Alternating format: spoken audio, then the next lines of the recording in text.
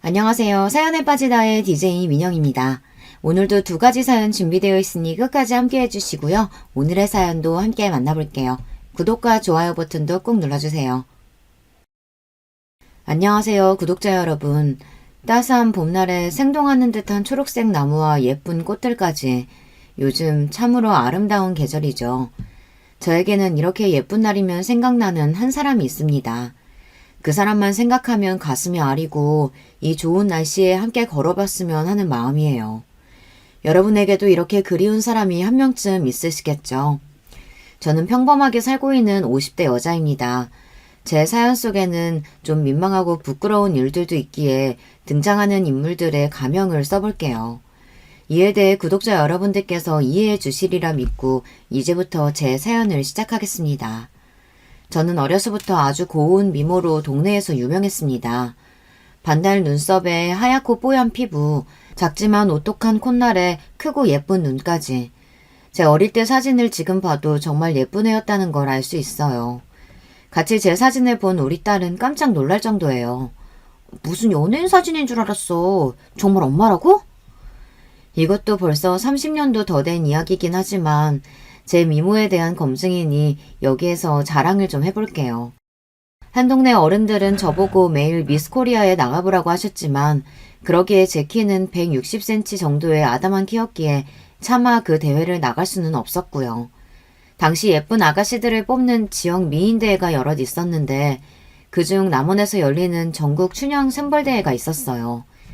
지금은 외국인도 출전할 수 있어서 글로벌 춘향으로 이름이 바뀌었다고 들었죠. 이 대회에 저는 대학교 1학년 때 참가해서 입상한 적이 있었답니다. 우리 대회 입상 출신인 최란, 오정희 선배님 등 연예계로 진출한 경우가 많아 저도 입상만 하면 유명해지고 돈도 벌 수 있겠다고 기대에 찼어요. 하지만 대회에 입상해서 한동안 신문사 촬영이나 잡지 기사를 찍고 나서부터는 미스 춘향이라는 명함을 내밀 만한 일이 없더라고요. 그래서 다시 일반적인 대학생의 삶으로 돌아와야 했습니다.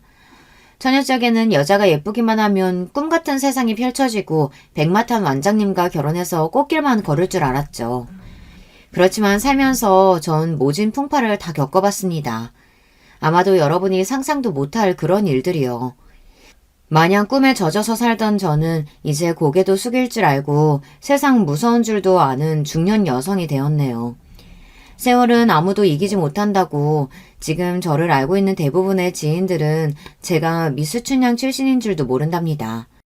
그저 젊었을 때 참 미인이었겠다는 이야기를 듣곤 하지만 말이에요. 대학교를 다니면서 저는 어떤 직업을 갖고 살겠다는 구체적인 꿈이 없었어요.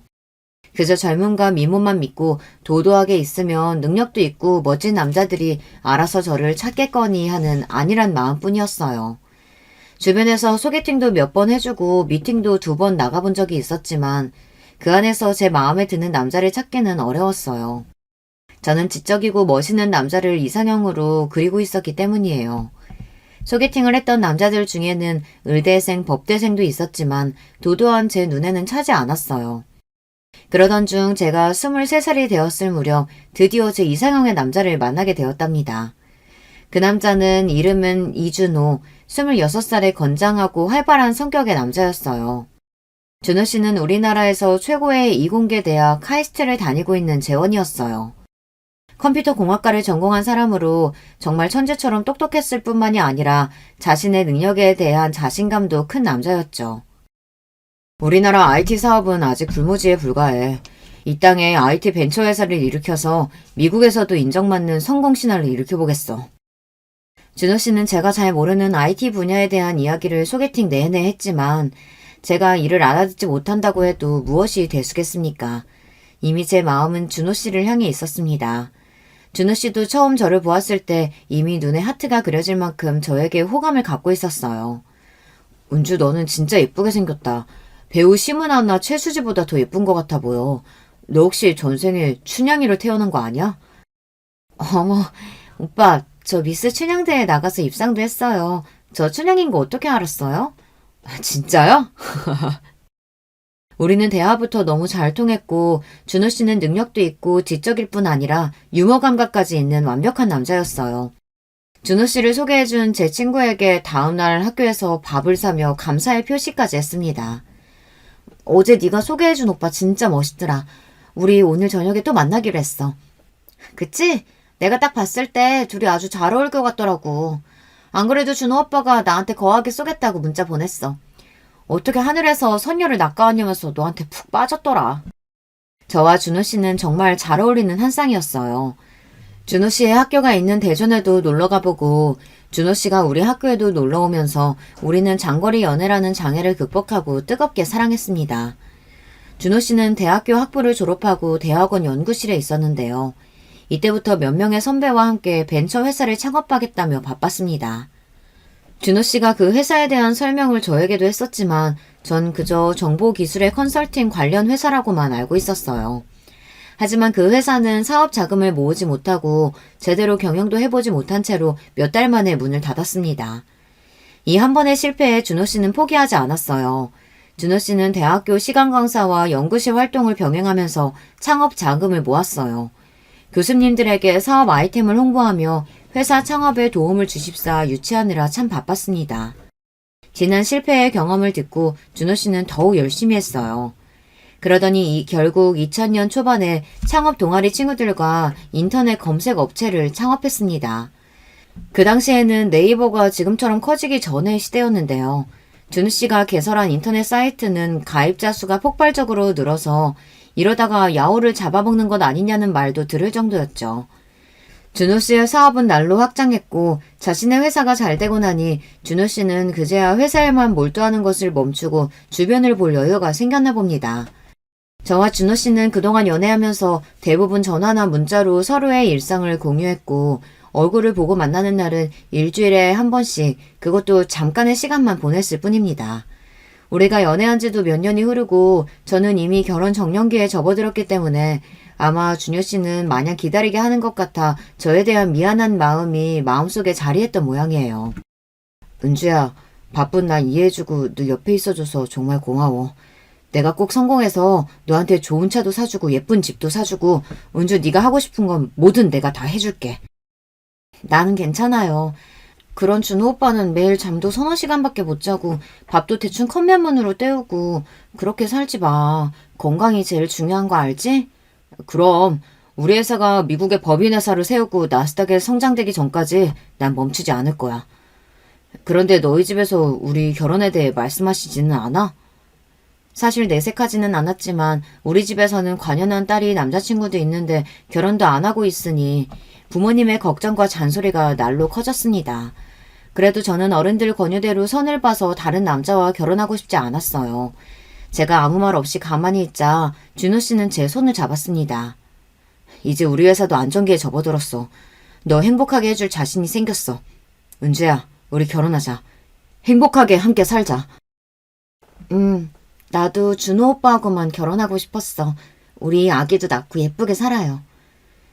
결국 준호 씨는 저에게 청혼했고 그의 청혼을 기다리고 있던 저는 바로 받아들였죠. 준호 씨와 사귀면서 그의 가족들을 만난 적은 없었습니다. 다만 부모님은 족발집을 운영하며 지내시고 남동생이 한 명 있다고 들어보기는 했어요. 결혼 승낙을 받기 위해 준호 씨의 부모님이 하시는 족발집에 처음으로 찾아가 배웠습니다. 아빠, 엄마, 오늘은 손님이 그래도 별로 없네요. 큰아들 왔습니다. 이놈의 자식, 너 거의 1년 만에 얼굴 보는 것 같다? 그래, 이제 회사는 좀 덜 바쁘냐? 네, 회사도 좀 궤도에 오르고 했으니 저도 이제 결혼 좀 해야죠. 맨날 얘기하던 색시감 오늘 데려왔습니다요. 저는 부끄럽고 긴장이 되었지만 준호 씨 부모님에게 잘 보이고 싶은 마음에 조신하고 공손히 인사를 드렸습니다. 안녕하세요, 아버님. 인사가 늦었어요. 저 준호 씨와 만나고 있는 이은지라고 합니다. 아이구야, 웬 선녀님이 오셨냐 했다. 어째 그래 얼굴이 고운가 아가씨? 우리 준호가 꽁꽁 숨겨둔 이유가 있었구만. 이렇게 이쁜 처자를 진작 좀 데려왔어야지 말이야. 여보, 준호 엄마, 여기 좀 와봐요. 시부는 준호 씨처럼 활달하고 인상도 좋은 분이셨어요. 식당 카운터에 계신 시부와 반갑게 인사를 나누자 준호 씨 어머니가 주방에서 급히 손을 닦으며 나오셨어요. 아니, 우리 준호가 여자친구를 데려왔다고? 아이고, 반가워라. 네, 어머님, 처음 인사드려요. 이렇게 뵈니 저도 너무 반갑습니다. 왜 우리가 흔히 드라마에서 보던 못된 시부모님 많잖아요. 내 잘난 아들 뺏어간 게 너냐 라면서 네 조건이 어쩌고 저쩌고 며느리 흠집 잡기 바쁜 그런 시어머님이라면 어쩌나 걱정이 많았는데 웬걸요. 준호 씨의 좋은 성격은 그 부모님의 영향을 받았던 모양인지 부모님 두 분 모두 참 좋은 인성을 가진 분들이셨습니다. 두 분은 저와 준호 씨에게 각종 족발과 비빔 막국수, 김치전 등등 상다리가 부러지도록 많은 음식을 계속 가져다 주셨습니다. 족발을 한 점 집어 새우젓에 찍어 입에 넣자마자 육즙이 잘잘 부드러운 것이 너무 맛있었습니다. 아니 어머님, 족발이 어쩜 이렇게 부드럽고 맛있어요? 돼지 잡내는커녕 고소한 향만 나고 저 이렇게 맛있는 족발은 머리털 나고 처음 먹어봐요. 원래 이쁜 것들은 입도 짧고 여시처럼 내숭 떠는 건데 아닌가 봐. 은지양은 얼굴도 이쁜데 어찌 그렇게 복스럽게 잘 먹고 성격도 좋아요? 감사합니다. 근데 진짜 맛있어서 그래요. 저는 이미 준호 씨 부모님에게 사랑받는 딸처럼 편하고 사이좋게 지내게 되었습니다. 아닌 게 아니라 족발도 맛있고 다소 허름한 식당인데도 손님들이 거의 모든 테이블을 채우고 계셨어요. 그런데 지금 밤 9시인데도 식당에 손님이 이렇게나 많이 오시네요. 오늘은 비도 오고 해서 손님들이 좀 적은 거요. 평소 저녁 시간에는 줄을 서서 기다려야 한다고. 준호 씨 아버지는 자랑스럽다는 듯이 설명하셨습니다. 준호 씨 부모님 가게는 동네에서 소문난 대박 맛집이었어요. 카이스트 대학원까지 다닌 똑똑한 준호 씨의 부모님은 20년 넘게 족발 장사를 하셨다고 하니 뭔가 언밸런스해 보였지만 도리어 저는 좋았습니다. 가족분들이 교수나 전문직처럼 모두 똑똑하고 엄격한 분위기였다면 평범한 저는 숨이 막혔을지도 몰라요. 준호 씨 부모님은 장남이 처음 데려온 여자친구, 그것도 신부감을 데려왔으니 이것저것 궁금하신 부분이 많았고 저는 차근차근 질문들에 답해드렸습니다. 족발을 먹고 간단하게 소주도 조금씩 마시면서 우리의 분위기는 이미 결혼한 뒤에 친밀한 가족과 같았어요. 이렇게 좋은 시부모님이 계시니 저는 하루라도 빨리 준호 씨와 결혼하고 싶어졌어요. 그리고 준호 씨는 제가 자신의 부모님과 이렇게 잘 어울리는 모습을 보니 입이 귀에 걸려서 연신 행복하다는 말을 했습니다. 시간이 11시가 다 되어가는 늦은 시간이 되자 급히 남자 한 분이 족발집에 들어왔어요. 이 자식아 왜 이렇게 늦게 왔냐? 너희 형수 이제 집에 데려다 줘야 돼. 미안. 오늘따라 과장님이 회의를 길게 해서 너무 늦었네. 게다가 회사가 화성시에 있잖아. 형 좀 봐줘. 안녕하세요 형수님. 형이 보내준 사진은 다 봤었는데 진짜 미인이시네요. 우리 형이 뭐가 좋다고 이런 미인분이 결혼을 하시려고 그러세요? 그 남자분은 준호 씨의 남동생으로 저와 동갑인 회사원이었습니다. 영어를 무척 잘하는 공대생이었던 재호 씨는 지금 외국계 회사에 다니고 있다고 해요. 동생분도 똑똑하고 좋은 회사를 다니다니 집안 유전자가 좋은 모양입니다. 제가 준호 씨네 가족들에게 환대를 받은 만큼 우리 부모님도 준호 씨를 반겨주셨어요. 준호 씨가 워낙 넉살 좋은 성격이고 게다가 IT 회사 공동 대표를 하는 능력이 있는 남자다 보니 우리 부모님은 얼씨구나 하고 제가 좋은 남자에게 시집간다고 이미 동네에 소문을 내셨다네요. 양가 부모님께서 전폭적으로 우리 결혼을 밀어주셨고 우리는 한 달 만에 결혼식을 올렸습니다. 회사 일이 바쁜 준호 씨의 상황상 신혼여행은 다음으로 미룬 것이 조금 아쉬웠지만 그거 빼고는 모든 것이 다 좋았습니다. 준호 씨는 전에 했던 약속대로 돈은 얼마가 들어도 좋으니 제가 원하는 신혼집을 골라보라고 했어요. 저는 평소 로망이었던 작은 마당에 있는 2층 집을 선택했어요. 이곳에 텃밭도 일구고 마당에 잔디와 각종 나무를 예쁘게 심어서 조경도 했습니다.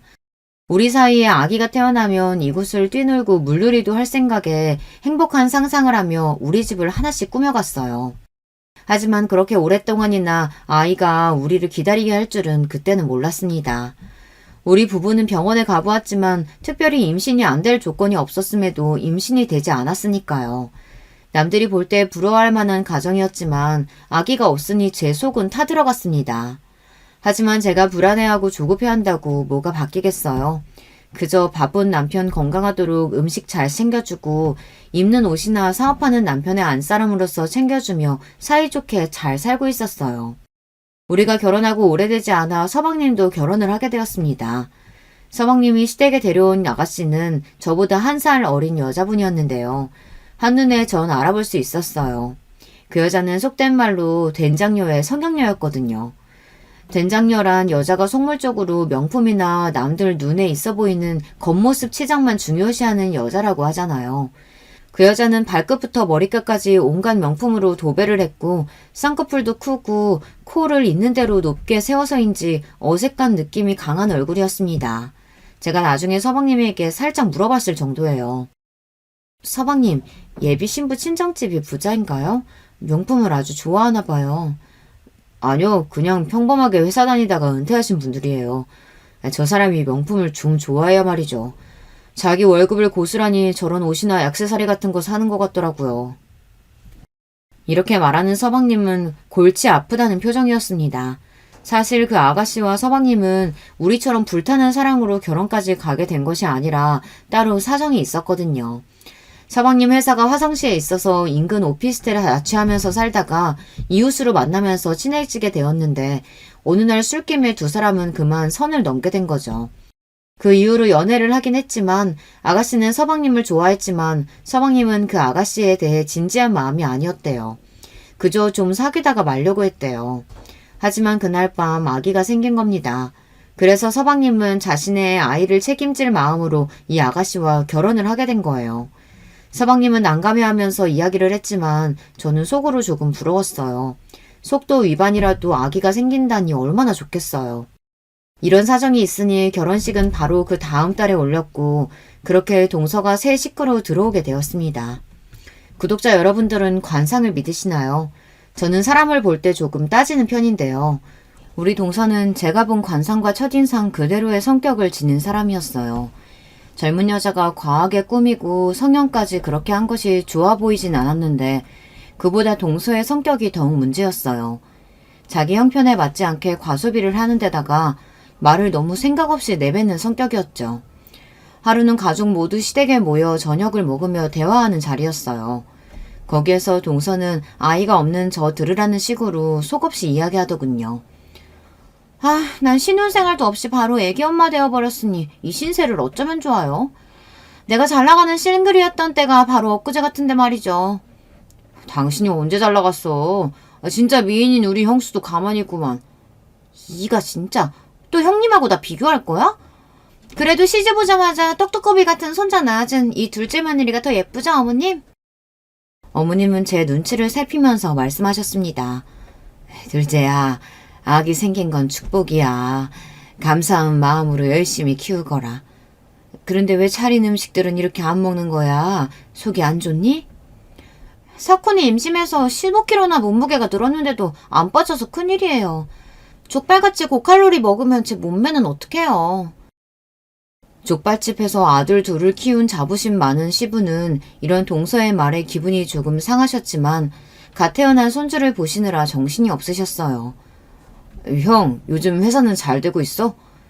사실 요즘 남편의 회사는 초반에 기세가 무력하게 악재가 더해지며 분위기가 좋지 않았어요. 야후코리아도 사업을 철수할 정도로 한국 시장은 검색 사이트가 우후죽순으로 많이 생겼고 대형 업체 틈바구니에서 남편의 회사는 갈수록 살자리를 잃고 있었죠.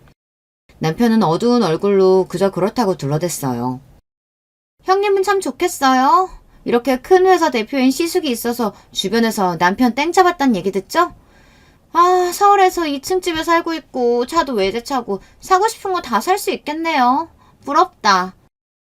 땡 잡은 건 저예요, 제수씨. 우리 아내는 절약만 하고 맨날 저 챙기느라 자기는 돌보지도 않는 사람인걸요. 이렇게 예쁜 여자가 옷이나 가방 같은 거 사는 건 관심도 없고 집안 살림은 얼마나 야무지게 하는지 전 참 결혼 잘한 것 같아요. 형 말이 맞아요. 우리 형수님 같은 분이 별로 없지. 우리 여보는 곧 죽어도 샤넬 슬리퍼는 신어야 직성이 풀리는 사람이라 이해 못하겠다.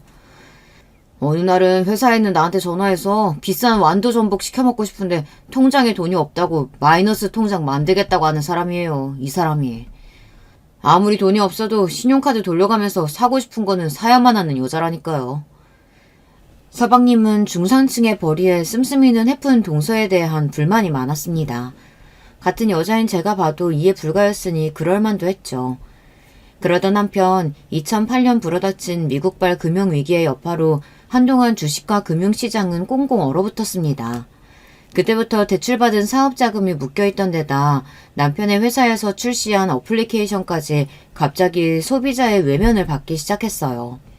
어쩔 수 없이 남편은 하나둘 직원들을 해고하고 사업 규모를 줄여나가면서 이 위기를 극복하기 위해 노력을 했어요.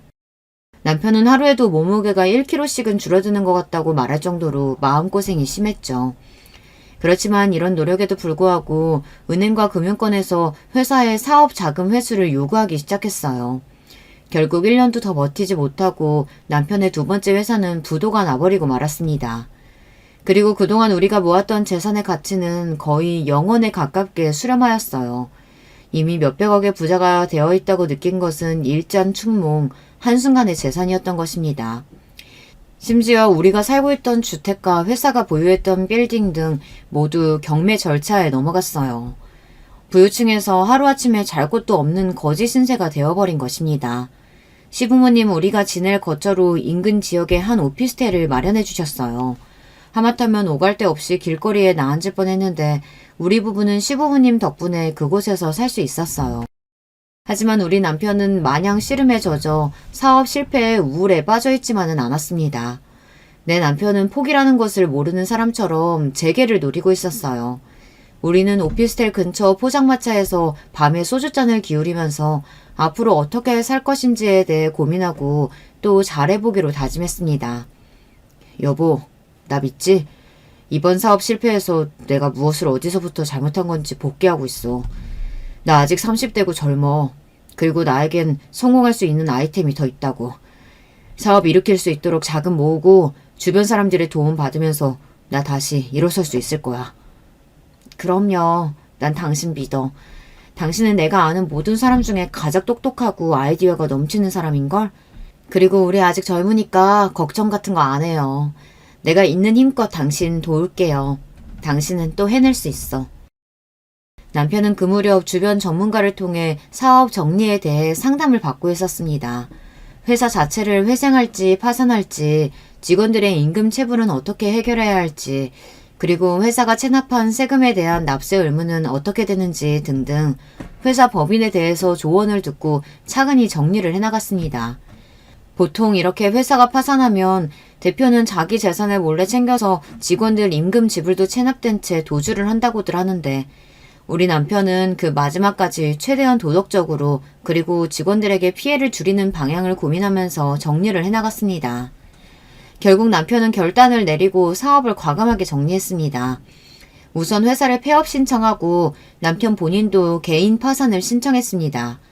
밀린 직원들 월급도 근로복지공단에서 사업주 대신 지급해주는 체당금으로 처리했습니다. 그나마 사업주가 나서서 체당금으로 처리해준 데에 대한 보답으로 직원들은 검찰에 임금 체불로 인한 형사처벌을 원하지 않는다는 탄원서를 써줬어요. 그로 인해 처벌도 면할 수 있었습니다. 물론 이 모든 과정은 매우 복잡하고 상당한 노력을 들었지만 남편은 사업 정리를 잘 마무리할 수 있었습니다. 폐업한 두 번째 회사를 깔끔하게 정리하고 나자 남편은 새로운 회사를 다니기 시작했습니다. 새 직장은 이전에 파산한 회사의 직원들과 함께 설립한 게임 회사였어요.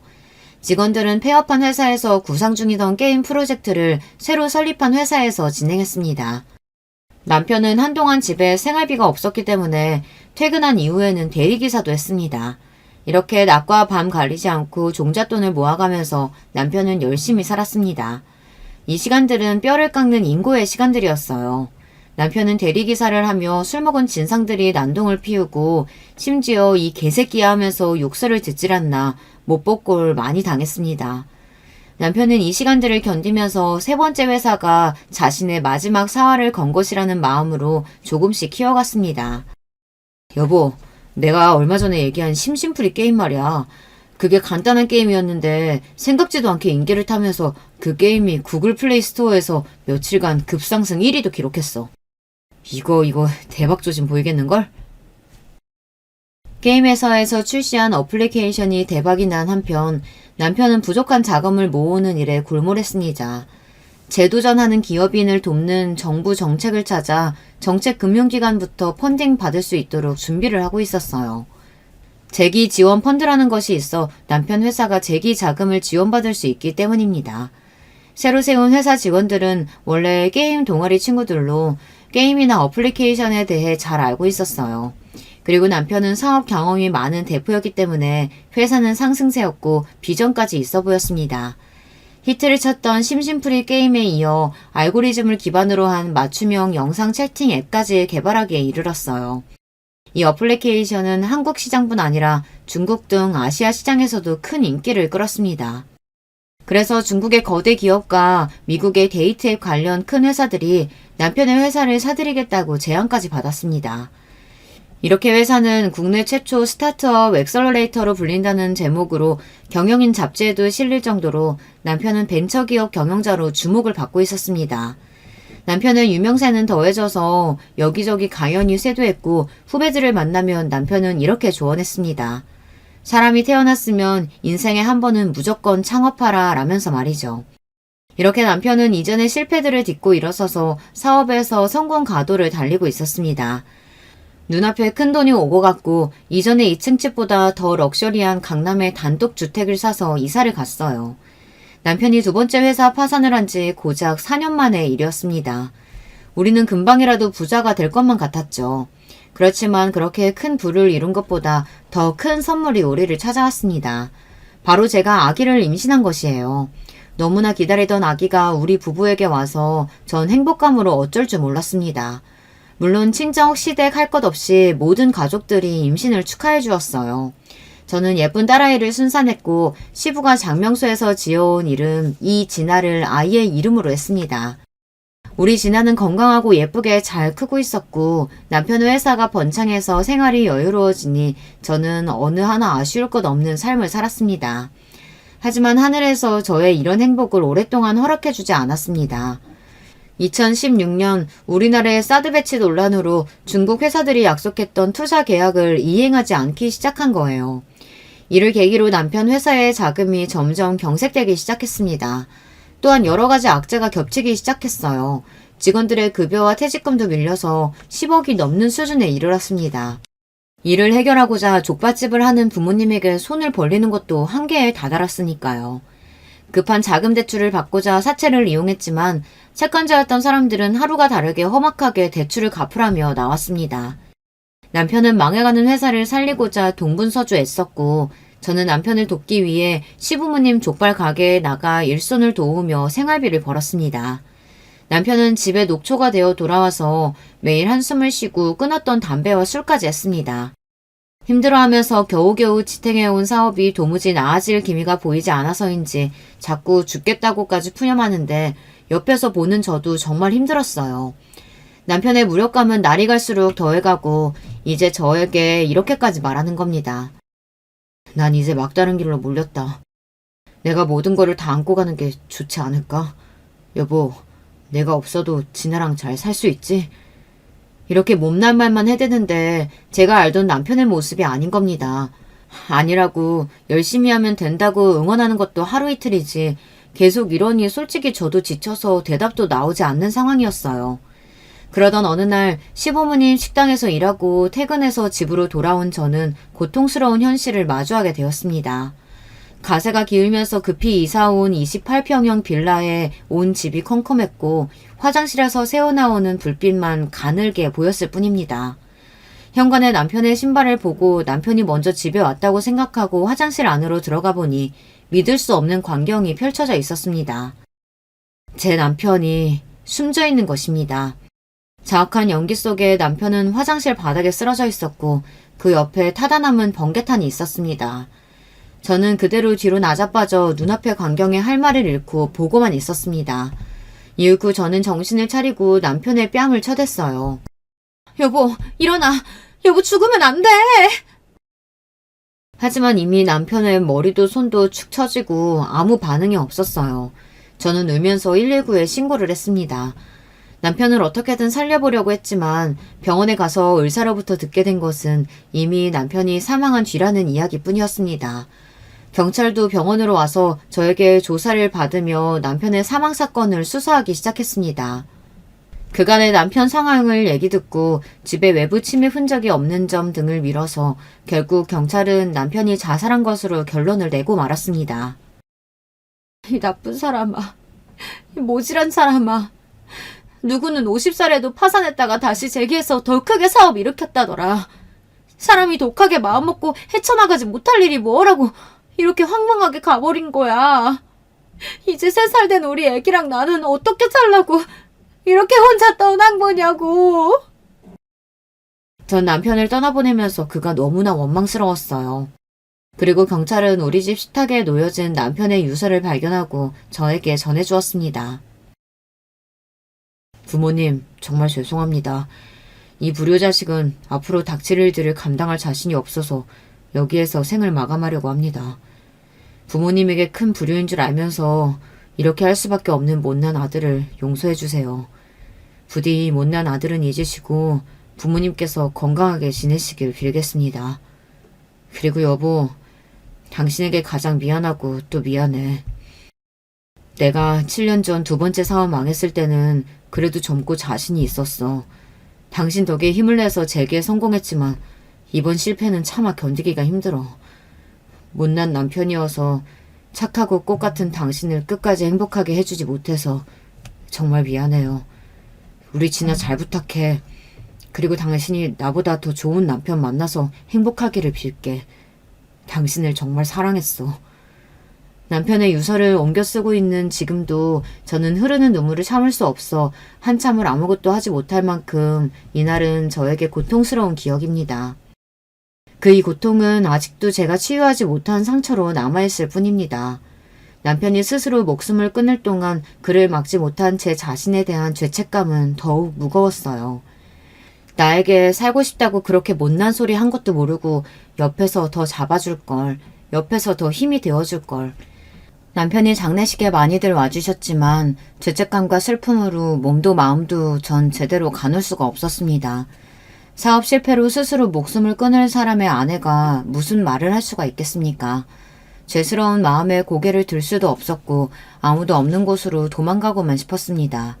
세상을 등진 남편 없이 3살 박이 딸을 데리고 홀로 어떻게 살아야 하나 막막한 마음에 눈물만 흘리고 있는데 장례식장에 서방님이 달려오셨어요. 그리고 자신의 형 영정사진 앞에서 얼마나 서럽게 울고 또 울던지요. 서방님 뒤에 같이 온 동서는 기도를 하고 서 있다가 한참이 걸리는 자기 남편을 두고 저에게 다가왔어요. 형님, 시숙님이 갑자기 이렇게 가실 줄은 몰랐어요. 무슨 조짐은 없었어요? 조짐? 무슨 조짐? 내가 우리 남편 죽을 마음 먹었다는 걸 알고도 가만히 있었단 뜻이야? 지금 내 속 말도 아니야. 괜한 말 말고 저기 가서 육개장이나 먹고 가. 전 그 순간에 툭 하고 속 뒤집어 놓는 동서의 얼굴도 보기 싫었고 그녀의 말을 들을 여유 따위는 없었습니다. 형님도 참, 내가 뭘 했나요? 난 그냥 시숙도 형님도 너무 안 됐어서 일을 막을 수 없었나 물어본 거지. 뭐 어차피 이렇게 된 거 형님도 좋게 생각하세요. 사업이 3번이나 망해서 형님 마음고생 많았잖아요. 시숙님 사업한다고 형님 돈 끌어다니고 족발집에서 종업원처럼 일하고 매일 속만 썩였는데 차라리 잘 됐죠 뭐. 세상에 마상에. 지금 시숙 장례식에 와서 한다는 소리가 글쎄. 전 동서의 말을 듣는 순간 눈이 뒤집혀졌습니다. 장례식이고 뭐고 까맣게 다 잊고 동서에게 소리쳤어요. 나가. 당장 내 남편 장례식에서 나가란 말이야. 이 상황에서 동서는 아연실색하며 뒷걸음질 치다가 식당을 나와버리고 서방님과 시부모님 모두 놀라서 저에게 오셨어요. 무슨 일이냐며 묻는 가족들에게 전 아무 말도 못하고 그대로 실신해버렸습니다. 얼마나 지났을까. 저는 장례식장에 딸린 작은 방 안에 누워있었습니다.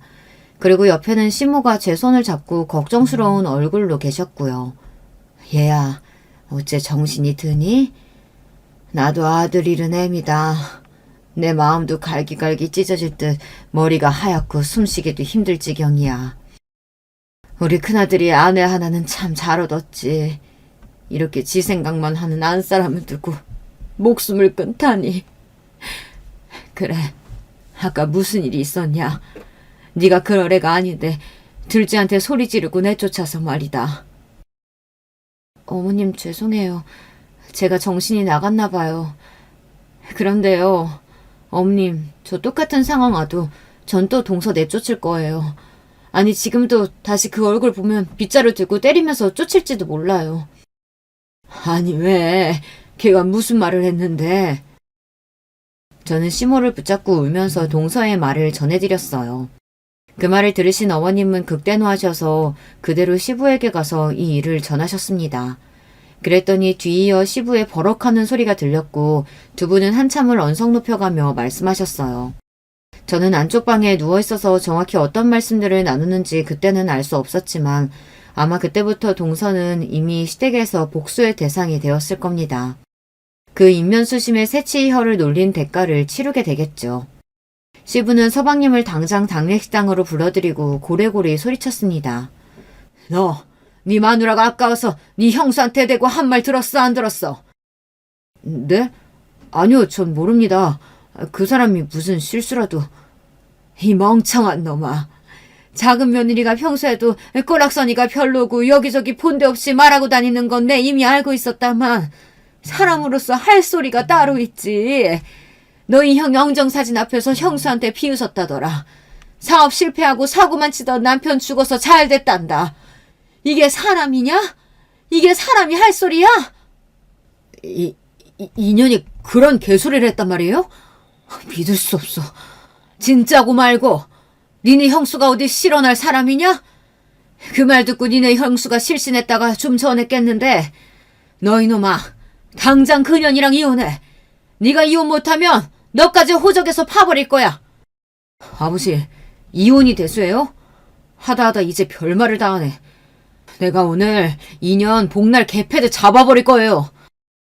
서방님은 부들거리면서 화를 더 이상 참지 못하겠다는 듯이 벌떡 일어나서 나가버렸어요.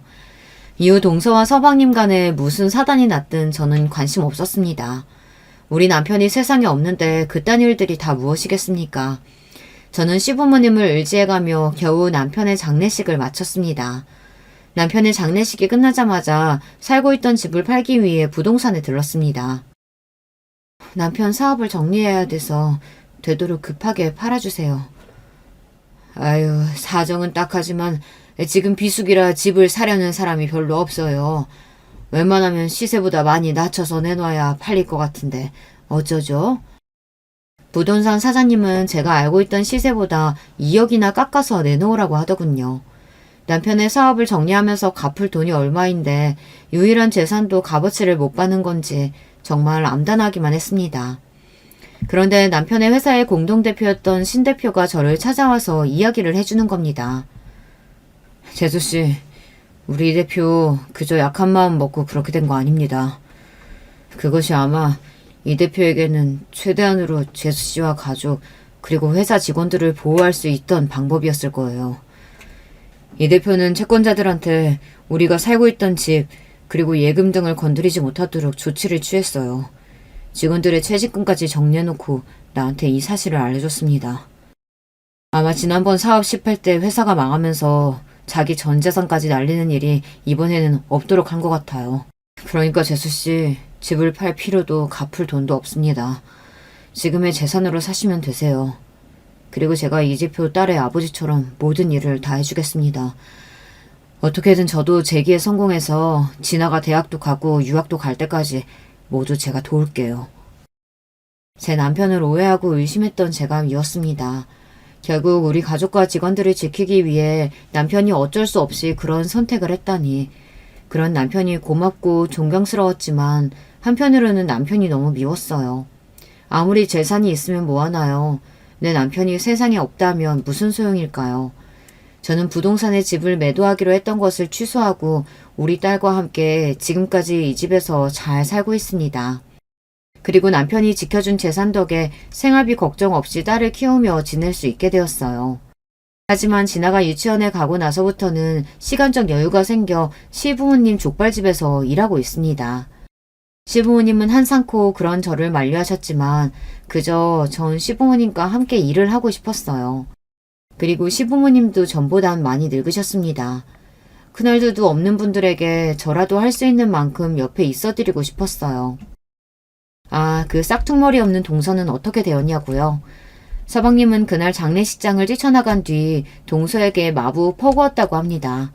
비단 그 실언뿐만이 아니라 그 전부터 서방님은 동서에게 쌓인 불만이 많았으니까요. 매형이 사업 실패만 했으니 잘 죽었다고 형수한테 말한 게 사실이야? 네가 성형이나 해대더니 이제 뇌까지 성형해서 미친 거 아니냐? 어떻게 그런 소리를 형 장례식장에 형수한테 할 수가 있어? 아, 알았어. 내가 잘못했어. 그냥 말 실수 좀 한 거 같고 그거 갖고 형님은 날 내쫓고 당신은 이렇게 무섭게 그러기야? 이렇게 반성 없이 대충 넘어가려는 동서를 서방님은 결국 참지 못하고 뺨을 2대 때렸습니다. 그리고 동서는 남편이 자기를 때렸다는 사실에 열받아서 바로 집을 뛰쳐나가 친정에 가버렸다고 합니다. 그리고 6살밖에 안 된 자기 아들도 집에 둔 채로 자기 친정에서 며칠 동안 버티고 않았대요. 서방님이 직접 친정으로 자기를 데리러 와서 때린 것을 싹싹 빌기 전까지 집에 돌아가지 않겠다는 문자를 보냈다더군요. 말도 나쁘게 하고 머리도 안 좋은 동서였습니다. 지금 그렇게 자기가 자존심 세우고 뻗팅기고 있을 상황이 아닌 것도 모르고 말이죠. 서방님은 이와 같이 하소연했습니다. 차라리 이번 기회에 그 여자랑 갈라설 겁니다. 그동안 아들 하나 보고 참으며 살아왔어요. 이 여자 하루 일과가 어떤지 아세요? 남편은 이른 아침마다 뚜벅이로 회사 버스로 출근하는데 이 여자는 늦지막히 일어나서 석훈이 아침도 대충 챙겨서 유치원 셔틀버스 태워보내놓고 내 차 한 대 있는 거 끌고 나와서 맨날 동네 아줌마들이랑 몰려다니고 놀았어요. 쇼핑몰 다니고 브런치 먹으러 다니면서 돈 써대고 애들은 이 학원이 좋다, 이 교구가 좋다 그런 시덥지 않은 수다 떨며 오후까지 놀다가 석훈이 유치원에서 올 시간 맞춰서 집에 들어가는 거예요. 집안일이라도 깨끗이 청소하고 빨래하고 애 교육 챙기면 내가 뭐라고 합니까? 맨날 집은 어질러져 있고 설거지는 쌓여있고 늦게 퇴근해서 들어가면 피곤한 남편한테 대고 누구 집은 어쩌고 저쩌고 돈 없다고 지랄거려요, 이 여자. 사치가 심해서 한글도 못 읽는 석훈이 죽어도 영어 유치원 보내야 한다고 하지 않나. 자기는 집에서 책 한 권도 안 읽으면서 다른 집에서 100만 원 넣는 전집 산다고 들으면 그냥 우리 아들은 무조건 사야 한대요. 내 월급이 400만 원 정도 가져온다 치면 매일 그 이상은 아내가 써대서 적자 신세를 면하지 못해요. 지금 집도 내가 결혼할 때 전세자금 대출 보태서 마련한 건데 결혼한 지 6년이 되는 동안 여전히 그 신세를 못 면하고 있는 건 다 그 여자 때문이에요. 내가 좀 소비 좀 줄이고 집 사야 한다고 하면 그냥 웃으면서 에이 능력 있는 당신이 더 벌어오면 되지 시숙처럼 사업해볼래? 그럼 훨씬 생활비 많이 가져올 수 있지 않냐? 이렇게 철없는 소리만 해대니까요. 툭하면 입술에 필러 넣고 이마에 무슨 시술하고 얼굴에 갈수록 성형한 티만 많이 나면서 늙은이 취해져가지고 있던 정도 뚝 떨어져요. 이번 일 겪으면서 이혼 결심하게 됐으니 저 말리지 마십시오. 동서는 일주일이 지나도 남편이 자기를 데리러 오지 않자 뒤늦게 사태를 파악하고 자기 집에 들어가려고 했어요. 하지만 이미 서방님은 현관문 비밀번호를 바꿔놓고 동서를 집 안으로 들여보내지 않았어요.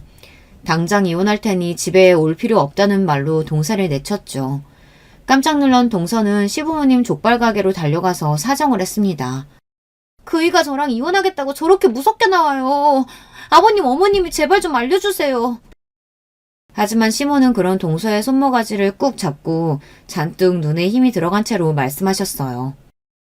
내가 우리 아들 키우면서 사람은 착하게 살아야 한다. 인성이 올바르면 하늘에서 복을 주신다. 그런 말 하면서 키웠던 사람이야. 그런데 다른 사람도 아니고 네 시식이 죽었다는데 거기다 대고 못이 어째? 내 아들이 죽어서 잘 됐다고? 앞으로 너는 내 며느리도 아니고 사람 취급도 안 할 거야. 여기서 썩 나가. 2년 이제 이 집에 얼씬도 하지 마라. 그러고 동서를 향해 굵은 소금 한 바가지를 들고 나와 마구 뿌려댔습니다. 동서는 기겁을 하고 도망을 갔고 결국 서방님은 진짜로 동서와 이혼을 했습니다.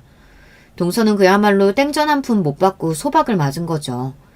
시부모님은 원수 같은 동서 때문에 그의 아들인 석훈이까지 미운 마음이 생겼다고 하셨습니다. 그리고 아빠 없이 살게 된 제 딸이 안쓰럽다며 시부모님이 갖고 계신 재산을 모두 딸아이 명의로 증여해 주신 겁니다.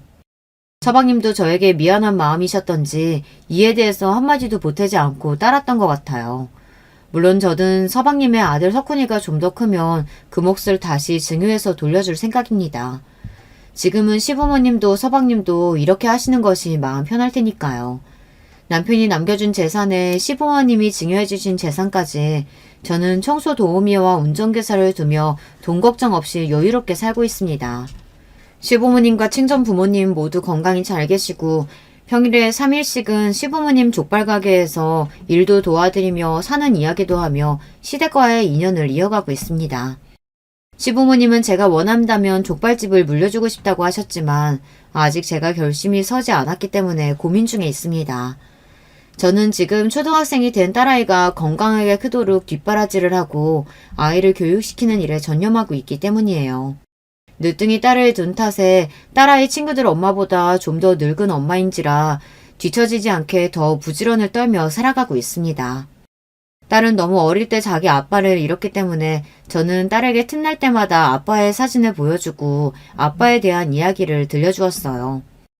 우리 딸이 자신의 뿌리인 아빠를 잊지 않고 기억해 주었으면 좋겠습니다. 너희 아빠는 정말 똑똑한 분이셨어.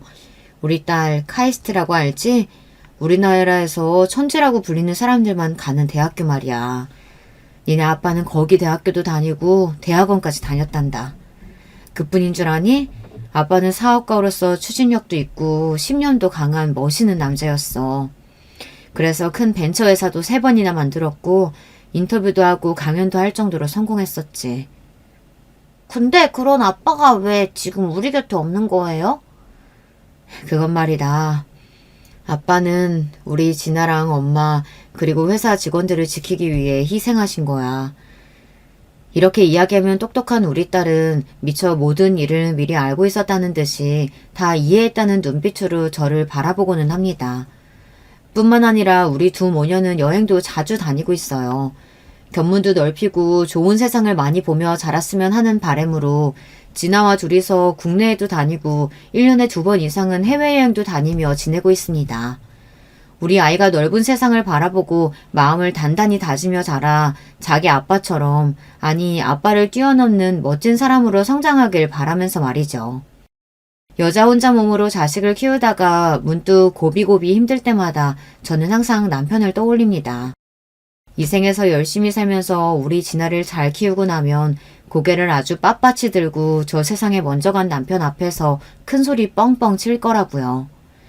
당신이 비록 먼저 갔지만 난 굴하지 않고 이렇게 우리 딸 잘 키워냈다고 말이죠. 그럼 내 남편은 기특한 저를 칭찬하며 고생했다고 안아주겠죠. 여기까지 저의 굴곡지게 살아왔던 이야기였습니다. 제 사연을 끝까지 함께 들어주신 구독자 여러분께 무한한 감사를 보냅니다. 혹여 지금 힘들고 버거운 일을 겪고 계신 분이 있다면 하루하루 버티다가 언젠가는 좋은 날이 올 테니 포기하지 않으셨으면 좋겠습니다. 별의별 일을 다 겪은 저도 그런 마음으로 하루하루 살아가고 있거든요. 우리 모두 힘을 내서 잘 살아봐요. 화이팅입니다. 여러분, 2번째 사연 시작하기 전에 좋아요, 구독 꼭 눌러주실 거죠? 그럼 2번째 사연 바로 시작합니다. 안녕하세요. 결혼한 지 3년차 30대 유녀입니다. 어제는 친정엄마의 기일 2년차였습니다. 대부분의 사람들이 그렇듯 엄마라는 존재의 부재감은 쉬이 나아지질 않더라고요. 엄마가 갑작스러운 심장마비로 돌아가신 지 벌써 2년이 지났다는 사실이 믿기지 않을 만큼 시간은 덧없이 빠르게 흘렀습니다. 그만큼 많은 일들도 있었고요. 어젯밤 엄마의 제사를 지낸 후 오랜만에 남편과 남은 제사 음식으로 술을 한잔 했어요. 먹먹해지는 마음에 제가 쉽사리 엄마의 이야기를 꺼내지 못했듯 그동안 남편도 시어머니 이야기를 쉽게 꺼내지 못했습니다. 현재 시어머님과는 남보다도 못한 사이로 지내고 있거든요. 길게 이어진 술자리에서 우리는 처음으로 과거에 있었던 이야기들에 대해 곱씹어보는 시간을 가지게 됐습니다. 저와 남편은 작은 회사 내에서 사수와 부사수로 처음 만났어요. 남편이 2년 먼저 입사한 대리고 저는 이제 막 전 회사에서 첫 번째 이직을 성공한 신입이었죠. 대리님, 저번에 사업 참여한 A회사에서 사업계획서 금액이 맞지 않다고 또 연락 왔는데요. 에? 그거 미연 씨가 수정해서 다시 보냈다고 하지 않았어요? 수정본도 틀리게 작성해서 보낸 거예요? 대리님이 보완하라고 한 부분만 보내셨는데요. 대리님이 직접 확인도 하셨고요. 확인 제대로 못한 나도 잘못이지만 아무리 내가 확인했다고 해도 미연 씨 업무 아닌가요? 본인이 한 번 더 확인을 했어야죠. 왜 이렇게 책임감이 없어요? 깐깐하고 날 서 있고 톡 쏘는 말투의 남편과 그에 반해 항상 억울하지만 제대로 따지지도 못하고 소심했던 저. 앙숙도 그런 앙숙일 수가 없었어요. 일을 배우는 입장이라 회사에서 큰 소리 한 번 못 냈던 저는 그렇게 남편과 사이가 점점 악화되면서도 악착같이 버텼습니다.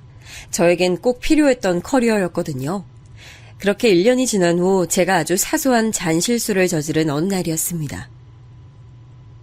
죄송합니다, 대리님. 더 주의하겠습니다.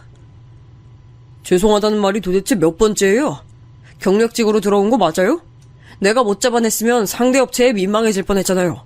회사 체면이 뭐가 됩니까? 자, 윤대리. 아이, 그만하지. 미연 씨, 울지 말고. 남편의 과한 윽박지름에 저는 결국 눈물을 보였습니다. 그날 저는 마시지도 못하는 술을 잔뜩 들이부었어요. 야, 그만 먹어라. 벌써 3병째야. 아, 몰라. 진짜 왜 나만 못 잡아먹어서 안달이야? 사람들 앞에서 그렇게 무안을 줘? 개자식. 당시 전 회사에서 근무한 지 1년을 넘기자마자 이직을 위해 이력서를 곳곳에 넣고 있던 중이었습니다. 그래서였을까요?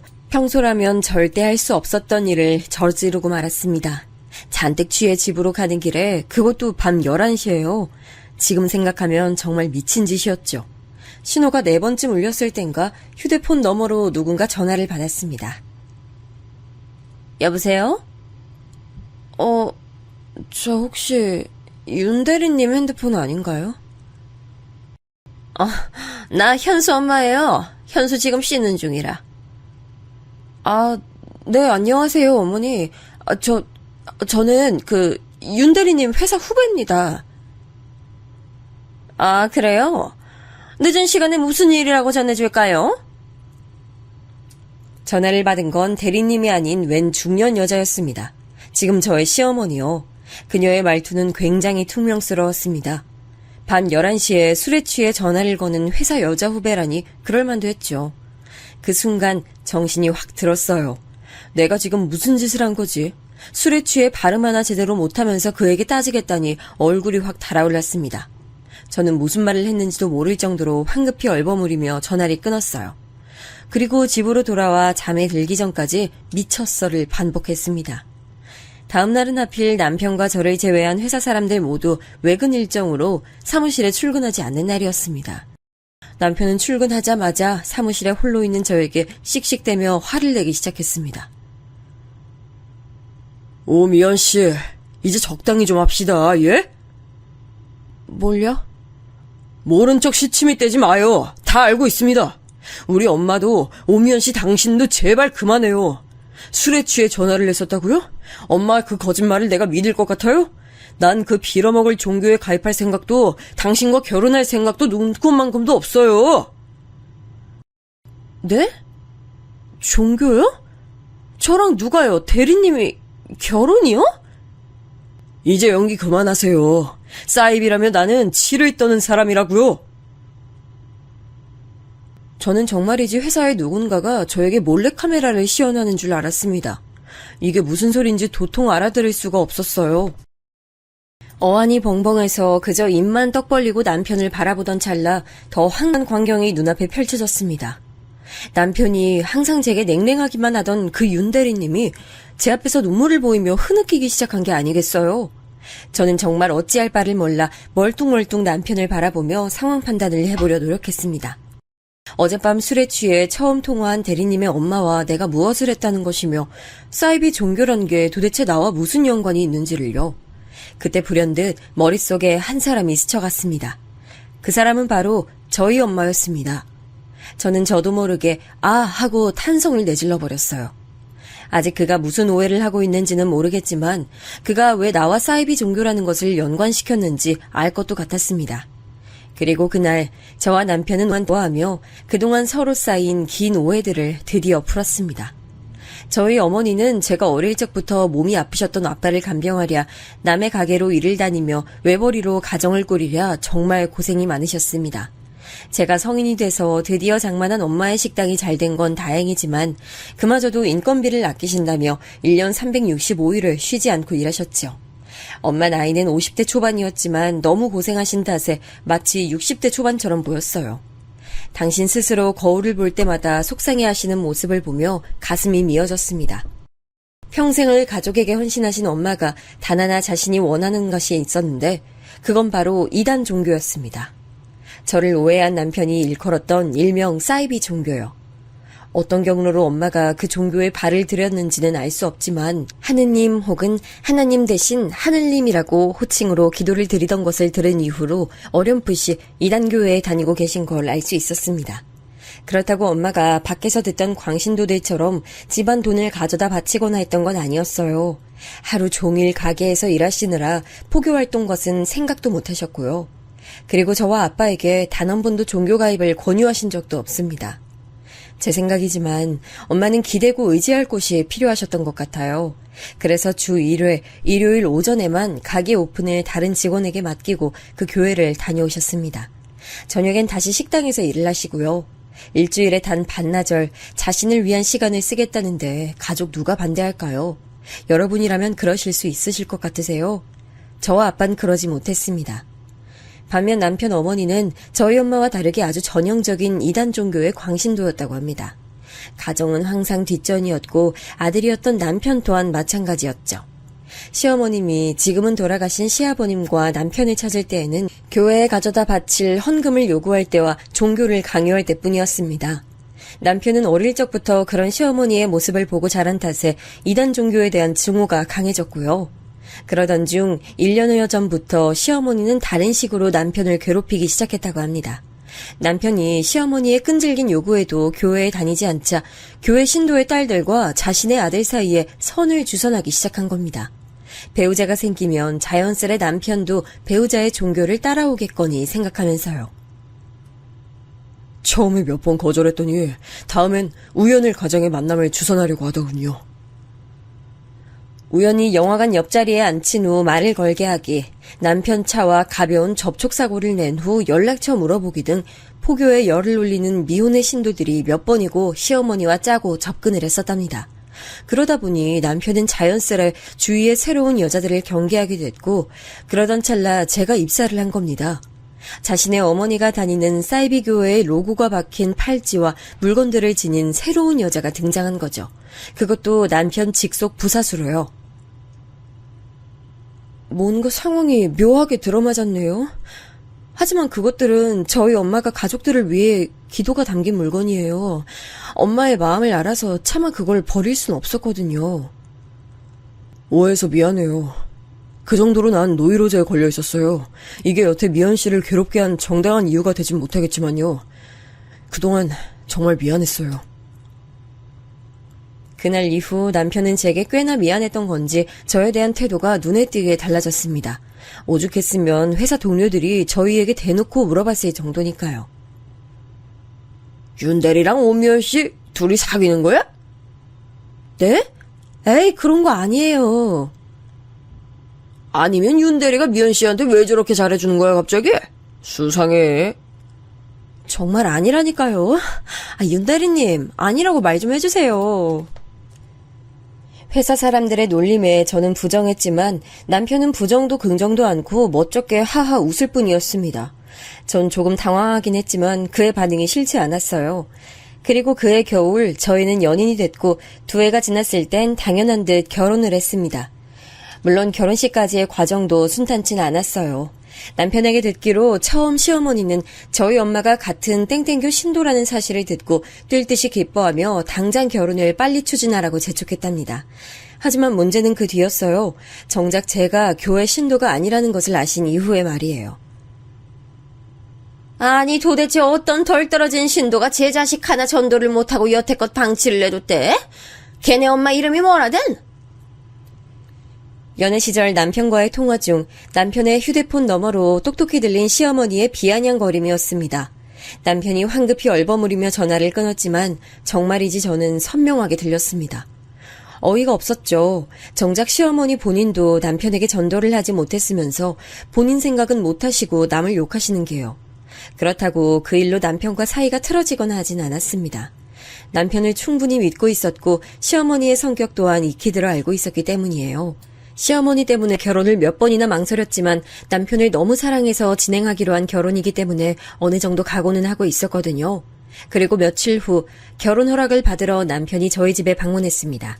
아빠는 자신과 다르게 건강하기만 하다면 엄마의 허락 아래 다 좋다는 입장이셨고 엄마 또한 싹싹한 남편을 참 마음에 들어 했어요. 그리고 저는 분위기를 살피다 엄마에게 시어머니의 종교 얘기를 꺼냈습니다. 엄마, 그리고 중요하게 할 말이 있는데 시어머니가 엄마랑 같은 땡땡교셔. 현수 씨는 나처럼 무교고. 엄마는 조금 놀라는 눈치셨어요. 그럴만도 하죠. 무교인 제가 엄마와 같은 이단 종교 신자의 아들과 결혼한다는 일이 예상 가능했던 일은 아니셨을 테니까요. 엄마는 마냥 좋아하시지 않고 오히려 복잡 미묘한 표정을 지었습니다. 엄마가 20여 년을 다닌 교회의 같은 신자라면 당연히 좋아하실 줄 알았는데 의외였어요. 탐탁지 않아 하는 엄마의 표정에 저와 남편은 엄마의 눈치를 살폈습니다. 엄마는 잠시 망설이다 입을 열었어요. 우리 교회는 우리 집과는 다르게 가족 모두가 신도가 되는 것이 일반적인데 자네 모친께서 종교 강요는 없으시던가? 강요는 하시지만 제가 원치 않았습니다. 그럼 결혼을 하고서도 우리 미연이에게 똑같이 강요를 하시겠구만. 날 보면 자네도 알겠지만 난 우리 미연이가 그런 것에 강요당하는 걸 원치 않아. 괜찮아, 엄마. 이 사람이 알아서 중심 잘 잡아줄 거야. 난 현수 씨 믿어. 반대 기류가 흐르자 저는 황급히 남편을 변호했습니다. 거짓말로 두둔한 것은 아니었어요. 전 정말로 남편이 그렇게 해주리라 믿고 있었거든요. 남편도 분명 제게 그렇게 약속했고요. 그러나 엄마 생각은 달랐던 모양입니다. 우리 교회 사람들은 내가 아주 잘 알아. 나 같은 예외는 몇 없어. 아니, 아예 없다고 생각해도 무방해. 어머니, 아니 장모님, 제가 미연이에게 아무런 피해가 없도록 잘하겠습니다. 한 번만 믿어주십시오. 그럼 결혼 전에 각서를 쓸 수 있겠나? 내 딸이 자네 모친을 도저히 견디지 못할 시에 자네의 모든 재산을 위자료로 넘기고 이혼하겠다고 말이야. 소송 또한 절대 없을 거라고. 엄마, 난 그렇게까지 필요 없어. 그 정도도 할 수 없다면 난 이 결혼 절대 허락해줄 수 없어. 얼마든지 쓸 수 있습니다. 그걸로 장모님 장인어른이 절 믿어주실 수 있다면 10장이고 100장이고 쓰겠습니다. 저는 엄마의 과한 요구에 손사래를 쳤지만 남편은 그런 저를 손짓으로 맞고는 그 자리에서 기어코 각서를 썼습니다. 저희 엄마 또한 두말 없이 남편의 가를 하셨고요. 그 이후 상견례 자리 전까지 엄마가 남편과 저에게 종교와 시어머니에 관한 이야기를 꺼낸 적은 없었습니다. 남편의 어머니가 누구인지 묻지도 않으셔서요. 오히려 남편이 집에 오면 아들처럼 귀하고 살갑게 대해주시곤 했죠. 그런 엄마가 제게 결혼에 대해 다시 생각해 볼 것을 조심스럽게 권유하신 건 상견례를 한 다음이었습니다. 상견례 자리에서 친정엄마와 시어머니 두 분이 서로를 알아보셨거든요. 테이블에 서로 마주 앉았을 때 엄마는 애써 티를 내지 않으려 하신 것 같지만 눈에 띄게 안색이 불편해졌습니다. 그에 반해 시어머니는 입꼬리를 삐딱하게 올린 채 상견례 내내 비아냥거리는 투로 말했죠. 여태 자식 전도를 못한 신도님이 누군가 했더니 역시 영희 자매님이셨군요. 현수의 모친이 순희 자매님인 줄은 미처 몰랐네요. 전도는 못한 게 아니라 안 한 거지요. 제 종교지 딸아이 종교는 아니니까요. 예, 딸 자식뿐만이겠어요? 영희 자매님은 원래 워낙에 전도에 관심 없으신 고고한 분이셨죠. 우리 같은 신실한 신자들이 밖에서 땀 흘리며 열심히 포교하는 동안 말이에요. 고고하다니요. 워낙 장사가 바빠 시간이 없을 뿐입니다. 그리고 이 이야기가 이 자리에 맞는 주제는 아닌 것 같네요. 엄마, 그만하세요. 상견례 자리에서 무슨 무례예요? 넌 왜 나한테만 그러니? 그건 그렇고 명색이 양가 모친들이 땡땡교인데 결혼식은 당연히 우리 교회식대로 진행해야겠지요? 엄마! 남편은 애써 목소리를 낮추며 시어머니를 말렸습니다. 잘 모르는 남편과 제가 보기에도 두 분 사이는 매우 좋지 않아 보였어요. 특히 시어머니가 저희 친정엄마를 매우 싫어하시는 것 같았죠. 냉랭한 분위기 가운데 상견례 자리는 점점 더 싸늘해졌어요. 하지만 시어머니의 무례하고 일방적인 말에도 친정엄마는 꼿꼿이 침착함을 유지한 채 대화를 이어나갔습니다. 아이들에게 뭔가 해줄 형편이 안 되니 저들 돈으로 스스로 이뤄내는 결혼이니만큼 알아서 하게끔 두는 게 어떨까 하는데요, 사돈. 부모가 없었으면 세상 밖으로도 나오지 못했을 애들인데 부모 말 들어야지요. 교회에서 결혼식 올리지 않으면 신도들과 하늘님에게 무슨 망신입니까? 엄마, 그만하세요. 장모님, 죄송합니다. 이전에 말씀드린 대로 저희는 회사 근처에서 웨딩홀에서 일반적인 결혼식 올리도록 하겠습니다. 저도 미연이도 이 생각엔 변함없어요. 누구 맘대로. 엄마, 그만요, 그만. 알겠어. 아주 저만 고고한 귀부인 납시였지. 결국 남편은 정색을 한 채 나지막이 소리를 치고 말했습니다. 아들 호통에 무안해진 시어머니는 남은 상견례 시간 내내 구시렁거리긴 했지만 더는 결혼식에 관해 이야기하지 못했습니다. 상견례가 끝난 후 남편은 친정엄마에게 직접 전화해 연신 몇 번이고 사과를 되풀이했고요. 제게도 마찬가지였죠. 하지만 저 또한 저희 엄마에게 심한 무례를 범했던 시어머니 생각에 기분이 많이 언짢은 상태였습니다. 충분히 고심했다고 생각했던 이 결혼에 대해 회의감이 들 정도로요. 집에 돌아온 후 엄마는 거실에서 말없이 한동안 생각을 하시더니 저를 부르셨습니다. 미연아, 엄마가 딱 한 번만 마지막으로 물어볼게. 난 너희 시어머니 짜리가 너무 아니라고 봐. 아무리 윤서방이 막아준다 해도 오늘 태도를 보니 줄기차게 너 괴롭힐 게 뻔해. 마지막으로 이 결혼 고려해볼 생각은 전혀 없니? 아빠 또한 같은 생각이라며 엄마를 거들었습니다. 부모님이 저렇게까지 이야기를 하시니 가뜩이나 회의감이 든 이후인지라 고민이 되지 않은 건 아닙니다. 그날 저녁 남편이 저희 집으로 직접 찾아와 저와 제 부모님 앞에 무릎을 꿇기 전까지는요. 남편은 약속을 지키지 못해 죄송하다며 상견례 자리 같은 일은 정말로 두 번 다시 만들지 않겠다고 몇 번이나 저희 부모님 앞에서 다짐하고 애원했습니다. 장모님, 장인어른, 전 정말 미연이 없으면 안 됩니다. 남편의 간절한 모습에 전 다시 한번 그를 믿어보기로 했고 그와 함께 부모님을 설득했어요. 엄마와 아빠는 한동안 고민하시더니 다시 남편을 믿어보기로 하시곤 결혼을 진행시켰습니다. 그 외에도 우여곡절이 참 많았지만 대부분 견딜만한 것들이었기에 결혼까지 시간은 물 흐르듯이 흘러갔습니다. 결혼 후에도 시어머니와의 자잘한 마찰은 피할 수가 없었습니다. 남편이 최대한 막아줬어도 말이죠. 친정엄마 또한 한 번씩 제게 괜찮냐고 물어보셨습니다. 하지만 제가 괜찮다고 우겨서 한 결혼이거니와 일 때문에 바쁜 엄마에게 짐을 지워주고 싶지 않아 저는 괜찮다고 생각보다 저를 가만히 내버려둬서 희한하다는 둥 아무 말로 웃으며 둘러댔어요.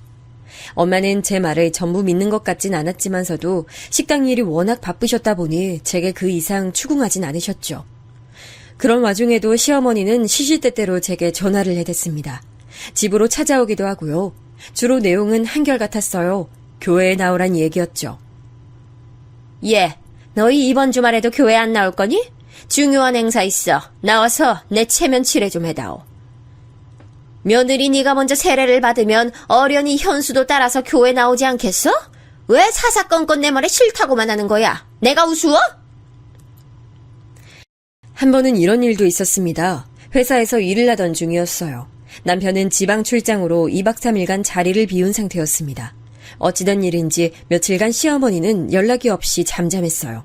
매번 시어머니의 연락과 방문에 진절머리가 날 정도였는데 정말 오래간만의 평화로움이었습니다. 저는 콧노래까지 흥얼거리며 오후 업무를 보고 있었죠. 그때 밖에서 커피를 사가지고 들어오던 회사 동료가 제게 물었습니다. 미연씨, 혹시 땡땡교야? 네? 그게 무슨 소리세요?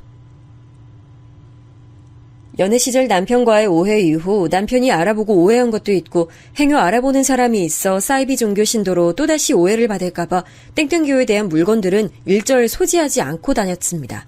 그런데 회사 동료가 제게 땡땡교냐고 대뜸 물어보니 무슨 일인가 싶기도 하고 또다시 오해를 받을까 철렁했죠. 아니, 회사 밖 도보에 미연 씨 엄마라는 분 계시던데? 사람들이랑 어깨에 무슨 하늘님이라고 써있는 띠를 두르고 막 확성기로 소리 지르고 계셔. 저희 엄마가요? 제 이름을 부르고 계신다고요? 아니, 그렇다기보다는, 직접 내려가서 보는 게 나을 것 같은데? 친정엄마가 땡땡교 띠를 두르고 확성기로 제 이름을 부르고 있다니 이게 무슨 말도 안 되는 소리인가 싶었습니다. 저는 황급히 1층으로 내려갔습니다. 고래고래 지르는 소리가 얼마나 컸던지 회사 정문을 나서기 전부터도 확성기 소리가 두 귀에 쩌렁쩌렁하게 울려 퍼졌습니다. 회사 밖으로 나가보니 아니나 다를까 확성기를 들고 있는 목소리의 주인공은 친정엄마가 아닌 제 시어머니였어요. 같은 땡땡교 신자들 몇 명과 함께 하늘님의 은혜 속에 살리라라는 문구가 적힌 어깨띠를 두르고요. 우리 하늘님은 여러분들을 하늘에서 지켜주고 계십니다. 우리 땡땡교 신도들은 항상 여러분의 곁에서 친구들의 축복을 기도하고 있습니다. 여러분의 진정한 친구와 함께 교회로 나오십시오. 하늘님이 그대들을 두 팔 벌려 환영할 것입니다. 저는 여러분의 친구 오미현의 엄마입니다. 우리 미연이를 통해 하늘님이 여러분들을 어루만져주고 계십니다. 교회 옆에 자질구레하게 세워놓은 팻말에는 하늘님과 함께하면 천국이, 지옥에 가기 전 친구의 손을 붙잡고 축복을 받으라 등의 뻔한 사이비 문구들이 쓰여 있었습니다. 저는 기가 차서 입을 떡 벌리고 시어머니를 쳐다봤습니다. 그녀는 아직 제가 온 걸 모르는지 뻔뻔하게도 계속해서 자신이 오미연의 엄마라고 외치며 포교활동 중이었습니다. 몇 마디를 반복해서 듣다 보니 점점 제 머릿속의 뚜껑이 뻥 하고 터지는 것 같았죠. 저는 시어머니에게 성큼성큼 다가가 소리를 빽 질렀습니다. 어머니, 도대체 이게 무슨 짓이세요? 여기 제 회사예요. 저와 현수 씨 회사라고요. 아니, 내가 못 올 곳 왔어? 여기가 다 네 땅이야? 나도 사회적 활동 중이야. 문제 있어? 문제가 있고 말고요. 제 이름 석자를 떡하니 외치고 계시잖아요. 제가 마치 땡땡교인 것 마냥이요. 그래서 내가 오미현이가 땡땡교라고 말했잖니. 아니잖아. 그냥 너를 통해서 하늘님이 너네 회사 사람들을 어루만져준다고 얘기한 것뿐인데. 왜? 누가 땡땡교에 대해 너한테 묻디? 왜? 관심이 좀 있대? 있다고 하면 네가 좀 데려와봐. 응? 아는 사람이 있어야 그 사람도 덜 어색할 거 아니야. 그런 사람 없어요. 그리고 어머니가 왜 제 엄마예요? 시어머니죠. 어머, 얘는 서운하게 요새 친정엄마 시엄마가 어딨어. 다 같은 엄마지. 난 널 내 딸처럼 생각해. 얘, 그러니까 네가 지옥 가지 않게 이렇게 열심히 노력해주잖아. 내 말이 틀렸어? 정말 황당했습니다. 억지도 이런 억지가 없었어요. 그때 느꼈죠. 정말 말이 통하지 않는 사람이구나. 똑같이 상대했다간 내가 먼저 횟가닥 돌아버릴지도 모르겠다. 저는 시어머니를 뒤로하고 다시 회사로 들어왔습니다. 그러거나 말거나 시어머니는 다시 확성기에 대고 고래고래 소리를 지르기 시작했지요. 저는 그 길로 반차를 쓰고 회사 뒷문으로 시어머니 몰래 빠져나왔습니다. 회사 동료 몇 명이 1층에서 저와 시어머니의 언쟁을 본 모양인지 다들 쉬쉬하는 분위기였어요. 그래도 다행히 그들 모두 저희 부부와 오래된 사이였던 덕인지 저의 일을 보고도 못 본 척, 듣고도 못 들은 척 묻지 않고 저를 보내줬습니다. 너무 민망하면서도 참 감사했어요. 저는 회사를 나오며 남편에게 당장 전화를 냈죠.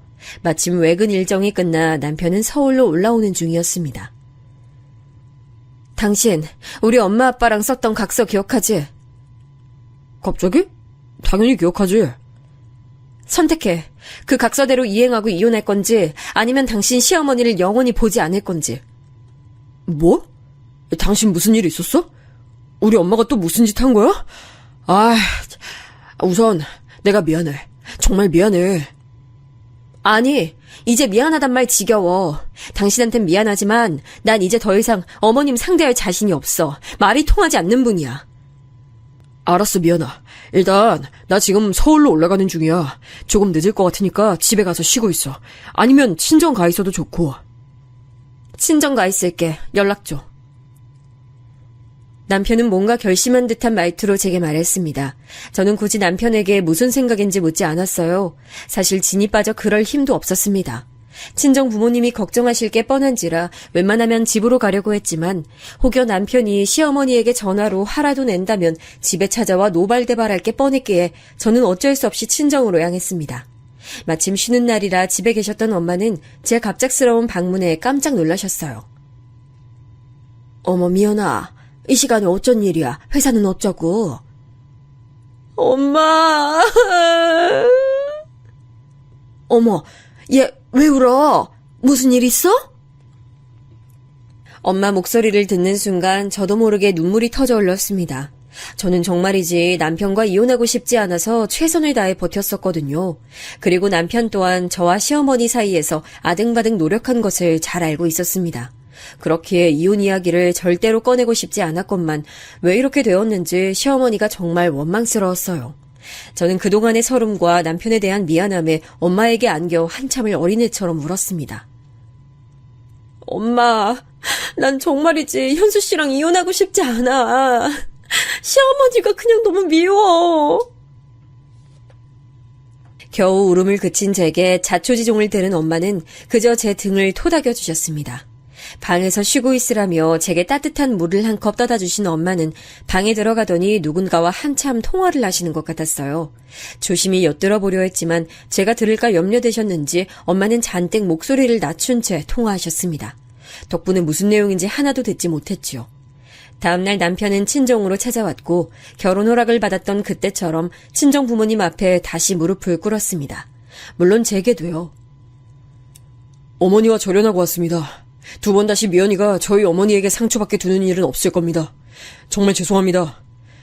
미안해, 미연아. 제발 한 번만 나 용서해줘. 시어머니와 절연까지 하고 왔다는 말에 저는 또다시 왈칵 울음을 쏟아내고 말았습니다. 남편이 가여워서요. 결혼 전에 약속을 지키지 못해 화를 내실 줄 알았던 친정 부모님은 그저 가만히 고개를 끄덕이셨습니다. 의외였지만 부모님도 저처럼 남편이 최선을 다한 것을 알았기에 넘어가시려는 것 같아 저는 속으로 안도했습니다. 그 후로 남편의 약속대로 정말 시어머니는 제게 전화를 하지도 찾아오지도 않았습니다. 너무 거짓말처럼 사라진 탓에 조금 무섭기도 했지만 이내 저는 시어머니가 없는 일상에 익숙해졌습니다. 정말 행복한 나날들이었어요. 그렇게 결혼한 지 1년이 막 지났을까요? 엄마가 일하시던 중 쓰러지셨다는 소식을 듣고 저와 남편은 급하게 병원으로 달려갔습니다. 분명 연락을 받자마자 달려왔는데 웬걸 한동안 보이지 않던 시어머니가 저희보다 먼저 도착해 계시는 게 아니겠어요? 어머님, 어떻게 된 거예요? 어머니는 어떻게 알고 오셨고요? 나 교회 신자들이랑 니네 엄마 가게에서 밥 먹고 있었어. 저희 엄마 가게에서요? 그래, 같은 교회 사람 좋다는 게 뭐야. 한 번씩 가게 가서 매상 좀 올려주고 했었지. 갑자기 니네 엄마가 픽 쓰러져서 너무 놀랐지 뭐야. 아가, 가서 청심환 하나만 좀 사와라. 엄마! 일단 여보, 가서 의사 선생님 먼저 만나고 오자. 쓰러진 건 저희 엄마인데 갑자기 나타난 본인이 놀라셨다고 청심환을 사오라는 말에 어처구니가 없었지만 따질 정신이 아니었습니다. 저는 급하게 응급실의 간호사를 애타게 찾았고 담당 교수님이 수술 준비 중이니 수술 동의서에 빨리 서명해달라는 말을 듣고는 엉엉 울음을 터뜨렸습니다. 여보, 울지 말고. 급성 심근경색이라 빨리 수술해야 회복되실 확률이 올라간다잖아. 쓰러지자마자 병원에 오신 게 천운이었대. 빨리 서명하고 장모님 수술 받게 해드리자. 남편 말에 저는 겨우 스스로를 추스를 수 있었습니다. 엄마가 수술 받는 내내 시어머니는 수술실 앞에서 앓는 소리를 해댔죠. 내가 너희 엄마가 쓰러진 걸 발견하고 병원까지 데려왔는데 집에도 안 데려다 주냐. 청심환 좀 사다 달랬더니 무시하냐 등등. 정작 구급차를 부르고 엄마를 태워온 건 식당 직원들이었고 어머님은 교회 신자들과의 모임이 파한 후 택시를 타고 슬렁슬렁 온 것이라고 그들이 말해줬는데요. 그리고 왜 엄마 식당에 시어머니가 있었는지까지는 오만 가지 생각이 들며 정말 짜증과 분노가 치밀어 올랐지만 어찌됐든 친정엄마의 수술 내내 수술실 앞을 지켜주고 있으니 감사한 마음을 갖자며 저는 스스로를 다독였습니다. 오히려 친정아빠의 앞에서 민망해서 절절매던 건 불쌍한 남편이었죠. 수술은 5시간이 되도록 끝나지 않았습니다. 그쯤 되자 시어머니는 배가 고프고 졸리다며 칼같이 시댁으로 돌아가셨고 남은 남편과 저 그리고 친정아빠는 초조한 마음으로 수술이 끝나기만을 기다렸습니다. 생전 믿지도 않던 엄마의 하늘님에게까지 기도를 하면서요. 그동안 하늘님을 믿지 않아 죄송하지만 저희 엄마만큼은 몇십 년을 넘게 하늘님에게 정성을 다했으니 정말 존재하신다면 제발 저희 엄마가 무탈하게 나오도록 도와달라고요. 심지어는 엄마가 무사히 깨어난다면 저도 하늘님을 믿어보겠다고까지 빌었습니다. 정말 간절했어요. 그렇게 6시간이 지났고 수술실 문이 열렸습니다. 수술을 담당했던 교수님이었어요. 우리 가족은 교수님의 입이 열리기만을 초조하게 기다렸습니다. 죄송합니다. 최선을 다했습니다만 도착했을 때 이미 심장이 거의 멎어 계셨습니다. 믿기지 않았지만 그게 엄마와의 마지막이었습니다. 빠른 병원 이송에도 엄마는 결국 살 수 있는 골든타임을 놓치고 말았던 겁니다. 우리의 간절한 기도에도 불구하고 엄마는 수술대 위에서 돌아가셨습니다. 급성 심근경색에 의한 심장마비, 그게 엄마의 사인이었습니다. 그렇게 엄마는 병원 장례식장으로 옮겨졌고 상조에서 나온 장례지도사가 뭐라뭐라 설명을 하는 동안 무슨 정신으로 들었는지도 기억이 나질 않습니다. 넋이 나간 저와 아빠를 대신해 남편이 참 많이 애를 써줬어요. 장례에 관한 모든 것을 남편이 주관했다고 해도 과언이 아니었습니다. 저는 손님이 오면 맞절을 하며 눈물을 흘리기 바빴어요. 그리고 장례 이튿날 엄마의 입관식을 끝내고 나서야 뭔가 이상함을 깨달았습니다. 사이비라고는 하나 20여 년을 다닌 그 교회에서 단 한 명의 신자도 조문을 오지 않았던 겁니다. 엄마는 제사 때마다 절을 올리는 대신 이상한 손 모양을 하고 기도를 했었는데 그 종교의 기도법이었습니다. 그런데 추도절 대신 땡땡교식 기도를 올리는 사람이 정말 단 한 명도 없었습니다. 심지어는 입관식이 끝날 때까지 시어머니조차 모습을 보이지 않았어요. 남편은 저와 아빠의 눈치를 보며 시어머니에게 전화를 했지만 시어머니는 받지 않았습니다. 됐어. 전화 그만해, 여보. 저는 됐다며 남편을 말렸죠. 대놓고 이야기하진 못했지만 사실 오히려 다행이라는 생각마저 들었어요. 오시면 또 어떤 말로 사람 속을 뒤집어 놓으실지 몰랐으니까요. 지금 심정엔 오히려 시어머니를 보지 않는 게 제 정신건강에 좋겠다는 마음이었습니다. 그때였어요. 여기네, 여기! 김영희! 밖에서 뭔가 왁자지껄한 소리가 들렸어요. 장례식장에서 식사를 하던 사람들 모두 무슨 일인가 궁금해서 고개를 들어 입구를 쳐다봤습니다. 소란의 주인공은 바로 시어머니와 교회 신자들이었어요. 예, 나왔어. 교회 사람들도 같이 왔어. 장례식장에 모쪼록 사람이 많아야지. 내가 친한 신자들 죄다 끌고 왔다. 장례식장인 걸 잊기라도 하신 건지 잔치를 오신 건지 시어머니는 큰 소리로 고래고래 제게 외쳤습니다. 그들은 부조도 하지 않고 상주인 저와 제 아버지와 맞절을 하지도 않고 엄마의 영정사진에 기도조차 올리지 않고 바로 식사 테이블로 향해 앉았습니다.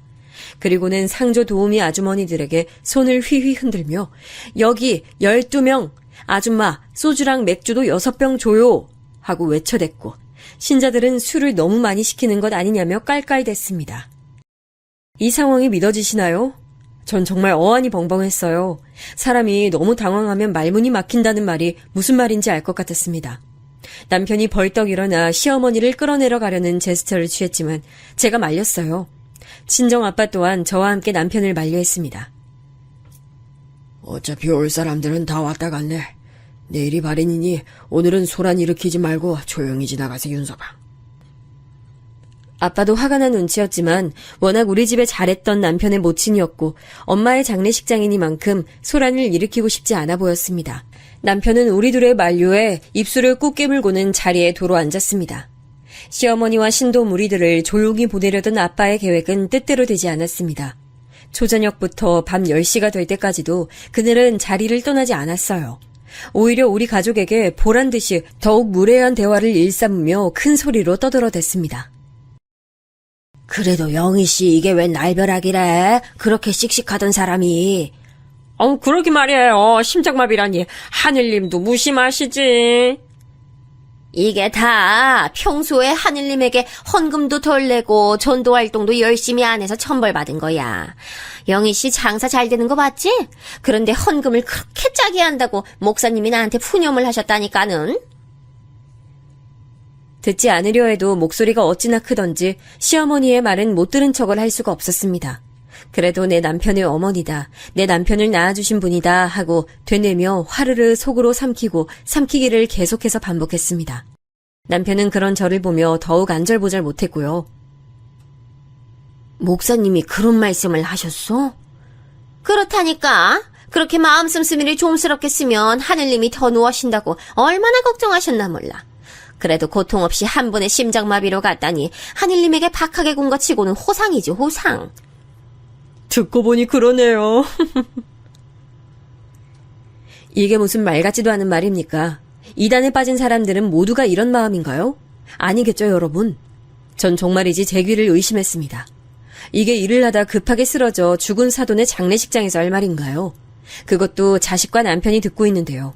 너무 화가 나고 어이가 없어 부들대는 와중에 시어머니는 한술 더 뜨며 절 불렀습니다. 상조 도우미분들이 퇴근하자 하다못해 저에게 육개장을 리필해달라고 소리치며 말입니다. 예, 며느라. 여기 육개장 남은 거 더 없어? 안주 모자라. 전도 좀 갖다 주고. 음식 피는데 눈치껏 좀 채워다 주지 않고. 사람이 하도 기가 차니 헛웃음이 나더군요. 여러분 상상되시나요? 장례식장 상주에게 술안주를 센스있게 리필해오지 않는다며 타박하는 조문객이요. 저는 그런 광경을 태어나서 처음 봤습니다. 심지어 시어머니 한 명이 아닌 나머지 11명의 신자들 또한 마찬가지였어요. 피가 거꾸로 쏟는 것 같았습니다. 친정엄마가 교회에서 도대체 어떤 취급을 받았길래 저들이 여기까지 와서 저런 만행을 부리는지 도통 알 수가 없었어요. 제가 악에 받쳐 시어머니에게 소리를 지르려던 찰나였습니다. 미연아, 난 도저히 못 참겠다. 전현이. 더 이상 참지 못하신 친정아빠가 자리를 박차고 일어나 시어머니에게 달려가셨어요. 그리고 그대로 손을 올려 시어머니의 뺨을 향해 손을 치켜 세웠습니다. 다들 입을 떡 벌린 채 경악을 금치 못했어요. 아빠! 장인어른! 아빠를 말리려고 불렀는지 아니면 무의식 중에 아빠를 외친 건지는 지금도 잘 모르겠습니다. 지금 생각하면 별로 말리고 싶진 않았던 것 같아요. 대신 몸이 약한 아빠가 반대로 시어머니에게 맞진 않을까 오히려 걱정했던 것 같습니다. 다행히 아빠의 손은 공중에서 멈춘 채 부들거리고 있었습니다. 아마도 딸과 사위를 떠올린 후 마지막 남은 이성이었겠지요. 뭐야? 이 양반이 미쳤나? 치려고? 술이 얼큰하게 취한 시어머니도 자리를 박차고 일어나 저희 아빠에게 달려들었습니다. 장례식장은 순식간에 아수라장이 됐죠. 시어머님이 아빠의 머리채를 잡고 아빠는 시어머니의 어깨를 밀치고 신도들은 옆에서 어떻게를 남발하고 병원 경호요원들이 들이닥쳤습니다. 그리고 결국 남편이 시어머니의 어깨와 머리채를 거의 잡아채다시피 붙잡고 끌어낸 후에야 소란은 일단락됐어요. 남은 교회의 신자들은 슬금슬금 눈치를 보다 자리에서 일어났고 나머지 손님들 또한 저와 아빠에게 위로의 말을 건네며 장례식장을 떠났습니다. 난리통에 제 머리 또한 엉망이 되었더군요. 얼마나 엉켰는지 머리끈을 아무리 잡아 빼도 풀리지가 않았습니다. 아빠가 먼저 들어간 상주 화장실 앞에서 한참을 기다려봤지만 흐느끼는 소리가 멋지않아 결국 포기한 후 할 수 없이 장례식장의 공용 화장실로 향했어요. 세수를 하며 마음을 추스를 겸해서요. 화장실 입구로 막 들어서려는데 안에서 여자들의 대화 소리가 흘러나왔습니다. 시어머니가 끌려나간 후 장례식장을 나가기 전 화장실에 들른 신도들 같았어요. 순이 자매님도 독하다, 독해. 교회에서도 영희 자매님이 포교 활동에 관심 없다고 그렇게 왕따를 시키면서 괴롭혀대더니 장례식장까지 와서 깽판을 치네. 영희자매님이 자기 딸 전도는 자기가 꼭 시킬 테니까 자기 딸한테 찾아가지 말라고 부탁했대. 꼭 전도시킨다고. 약속한다고. 안 그래도 두 자매님 자식들이 아무도 교회에 안 다녀서 자녀 성혼 축하금 안 나온다고 순이 자매님이 이를 뿌득뿌득 갈았잖아. 딸 자식 언제 전도시킬 거냐고 독촉하러. 주말마다 순이 자매님 식당에 찾아갔대 글쎄. 식당에서 봤는데 보통이 아니더라고. 깽판도 그런 깽판이 없었다니까. 폐악을 부리다가 영희 씨가 쫓아내려니까 글쎄 테이블을 뒤집어 엎으면서 한다는 소리가 아유 그 말 듣자마자 영희 자매님이 뒷목 잡고 쓰러진 거 아니야. 나는 그때 그 자리에 없어서 몰라. 뭐라고 그랬는데? 병신 남편 만나서 가족들 전도도 못하니까 하늘님이 천벌을 내렸다더라. 그러니까 얼굴이 그렇게 괴물처럼 추해진 거라고. 이 늙은 괴물려나 라던데. 그래요. 시어머니가 그동안 저를 찾아오지 않았던 건 남편이 절연을 한다며 으름장을 놓았던 것도 있었지만 친정엄마가 막아준 덕분이었던 거죠. 뒤늦게야 돌아가신 엄마가 저 때문에 얼마나 곤욕을 치르셨는지 알게 된 제 마음을 여러분 짐작이나 하시겠나요? 저는 차마 화장실에 들어가지 못했습니다. 거울 앞에서 서글퍼하던 엄마의 얼굴이 주마등처럼 스쳐 지나갔어요. 평생 나를 위해 고생하신 우리 엄마가 들은 마지막 말이 고작 그거였다니 슬프고 괴로워서 견딜 수가 없었습니다. 그때 마침 시어머니를 쫓아내고 들어오던 남편을 마주친 저는 남편의 가슴을 마구 치며 통곡했습니다. 마음 같아선 10번이고 100번이고 시어머니를 쫓아가 그 사람의 얼굴이 모조리 으스러질 때까지 뺨을 내려치고 싶었어요. 하지만 남편의 엄마잖아요. 차마 마음처럼 할 수 없는 원망을 남편에게 뿜어냈습니다. 영문도 모른 채 저에게 얻어맞던 남편은 제게 자초지종을 듣자마자 같이 엉엉 울기 시작했습니다. 미안해. 미연아. 내가 정말 미안해. 나도 내 엄마가 정말이지 너무 싫어 미쳐버릴 것 같아. 남들이 보든 말든 저희는 밤새 끌어안고 엄마의 영정사진 앞에 목 놓아 울었습니다. 아빠는 아빠대로 가슴을 치며 울고 우리는 우리대로 땅을 치며 오열했습니다. 얼마나 울었는지 다음날 아침 발인을 하러 갈 때는 눈이 너무 부어 앞도 잘 보이지 않고 목소리도 안 나오더군요. 그 뒤 저희는 식당 직원들과 단골 손님들의 증언을 토대로 시어머니를 고소했습니다. 고소장을 내기 직전 남편에게 괜찮냐고 물었지만 남편은 이것으로 장모님의 복수를 조금이라도 할 수 있다면 좋겠다며 제 손에서 고소장을 받아들고는 자신의 손으로 직접 고소장을 제출했어요. 증언을 모으고 법정에 서줄 증인을 찾는 일은 수월했습니다. 시어머니가 얼마나 주기적으로 식당에 찾아와 친정엄마를 괴롭혔는지 자신이 증언해주겠다며 식당에 방문할 때마다 고소의 진행 상황을 물어봐주는 손님들이 정말 많았거든요. 결국 시어머니는 친정엄마의 사인에 일조하였을 수 있다는 혐의를 받았고 1심에서 행실이 악질인 것으로 판사에게 인정되어 징역 2년을 받았습니다. 그 후 항소를 신청했고 저희는 아직 긴 싸움을 진행하고 있는 중입니다. 물론 변호사 말에 따르면 시어머니가 재심에서 승소할 가능성은 매우 적다고 하니 크게 걱정하진 않습니다. 그럼에도 불구하고 좀 지치네요. 빨리 이 싸움을 끝내고 친정엄마를 더욱 편하게 보내드리고 싶습니다. 저의 긴 이야기 들어주셔서 감사합니다.